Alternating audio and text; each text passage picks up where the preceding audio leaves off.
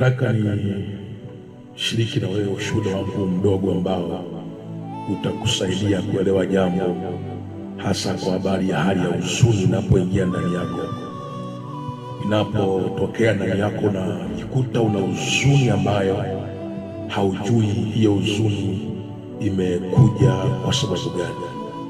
Nakumbuka siku moja nilikuwa na huduma mahali, wakati najiandaa kwa ajili ya safari ya kwenda kwenye huduma, na muda huo tayari nilikuwa nimeshaombea huduma. Lakini wakati najiandaa kwa ajili ya safari ya kwenda kwenye huduma, nikawa najikuta ndani yangu nakosa amani na safari ya kwenda kwenye huduma. Najikuta ndani yangu nina huzuni kwa habari ya safari ya kwenda kwenye huduma. Basi nikaamua niingie kwenye maombi tena. Nilipoingia kwenye maombi tena, kutokea kwenye huzuni ya safari ya huduma, nikajikuta maombi nayoomba sio maombi ya kuombea huduma, ni maombi ya kuombea safari ya huduma. Nikajikuta naombea njia nitakayopita, nikajikuta naombea chombo changu ambacho nakitumia, nikajikuta naombea ufahamu wangu wakati naendesha chombo, nikajikuta natamka kukataa mikosi, roho za mauti kwenye safari. Nikajikuta naomba hayo maombi. Baada ya kumaliza hayo maombi, nikajikuta ndani yangu nina amani ya kwenda kwenye safari ya huduma.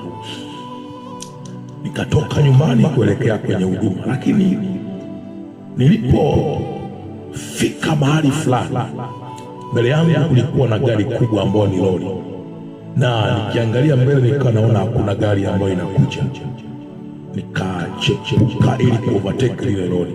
Wakati nimechepuka kuovertake lori, ghafla nikashangaa kuna basi imetoka huko inakuja, na muda huo nimeshafika katikati ya lori, na naiona basi inakaribia kabisa.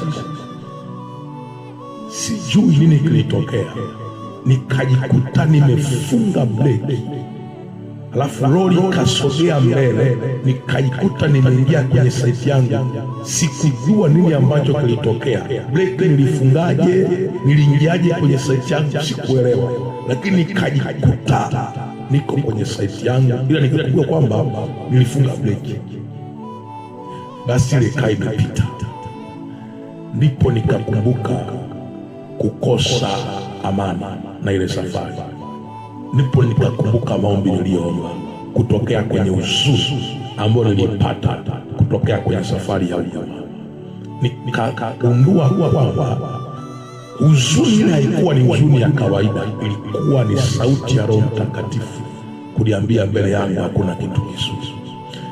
Nataka nikufundishe jambo hili, mwana wa Mungu, kwamba kwenye maisha wakati mwingine ndani yako ukisikia kuna huzuni, hata haujui huzuni imetokea wapi, hakikisha unaingia kwenye maombi. Na utakapokuwa unaomba, wakati ukiingia kwenye maombi hautajua unaombea nini, lakini nataka nikwambie, ukishaingia tu kwenye maombi kutokea kwenye huzuni, utashangaa kuna kitu kinakuja cha kuombea, kwa kuwa ndio kusudi la Roho Mtakatifu kwa ajili ya huzuni kwako. Kwa hiyo ukiona ndani yako kuna huzuni ghafla, hakikisha unaingia kwenye maombi.